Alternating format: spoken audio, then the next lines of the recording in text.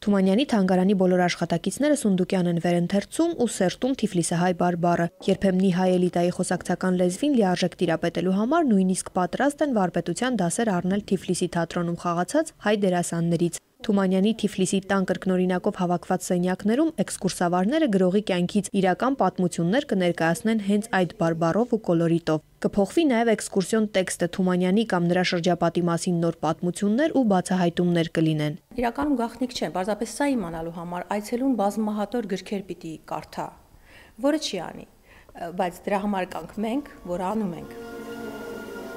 Մարզերից ժամանած դպրոցականների աչքերում նկատած հարցականները թանգարանի կրտսեր գիտաշխատող Անի Եղիազարյանին փայլուն գաղափար հուշեցին, իսկ ինչու Թումանյանի կյանքից դրվագներ չպատմել նաև բարբառներով։ Ինքն օրինակ տիրապետում է Ալաշկերտի բարբառին։ Օրինակ, եթե ես ասելու լինեմ, որ Թումանյանը միշտ իր տատիկի հետ էր քնում եւ միշտ մտածում էր, որ ինքը տատիկի տղան է, դա մեր բարբառով, Ալաշկերտի բարբառով այս տեսքով կհնչի, որ ես իմ տատիի հետ ներքքնի ու ինձ կթվեր ես իմ տատիի տղեն եմ։ Գաղափարն ընդունվեց միանգամից, մանավանդ որ թանգարանում նաև Լոռվա, Գյումրվա, Ղարաբաղի բարբառների ու արևմտահայերենի գրողներ կան։ Հաստիքով այստեղ միայն մեկ էքսկուրսավար կա, սակայն անհրաժեշտության դեպքում օգնության են հասնում բոլոր 8 գիտաշխատողները։ Անկամ հիմա, երբ միևնույն աշխատավարձով ստիպված են վերհիշել նաև մոռացված բարբառները, չեն դժգոհում։ Անահիտ Նալբանդյանը մեծ լոռեցու թանգարանի միակ լոռեցի աշխատողն է։ Նա մեկ այլ հայտնի լոռեցու Հրանտ Մաթևոսյանի քրոջ աղջիկն է։ Ծնվել եւ մեծացել է Երևանում, լոռեցու բարբառով երբեք չի խոսել, բայց կարծում է, որ այն գեներով է ժառանգել։ Այսպես նա պատրաստվում է ողջունել թանգարան այցելած լոռեցի դպրոցականներին։ Բարև ձեզ երեխեք, դուք Հովհաննես Թումանյանի թանգարանն եք եկել։ Մեր էքսկուրսիան կսկսենք Լոռվա ձորի ցուցադրումից, որը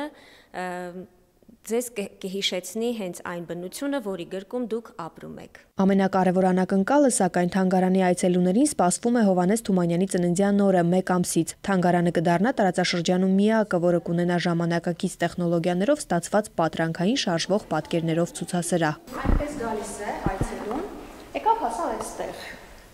Հիմա ինքը քայլ պիտի անի դեպի վերնատուն։ Եվ իրեն կզգուշացվի, որ իրեն անակնկալ է սպասում, որպեսզի շոկի մեջ չընկնի անսպասելիությունից, եւ կտեսնի Թումանյանին ողջ եւ առողջ։ Բոլոր գաղտնիքները Նարինե Թուխիկյանը չի բացահայտում, բայց խոստանում է, որ մեկ անգամ վերնատանը վերակենդանացած Թումանյանի հետ շփվելուց հետո թանգարանի այցելուները կրկին այստեղ վերադառնալու ցանկություն կունենան։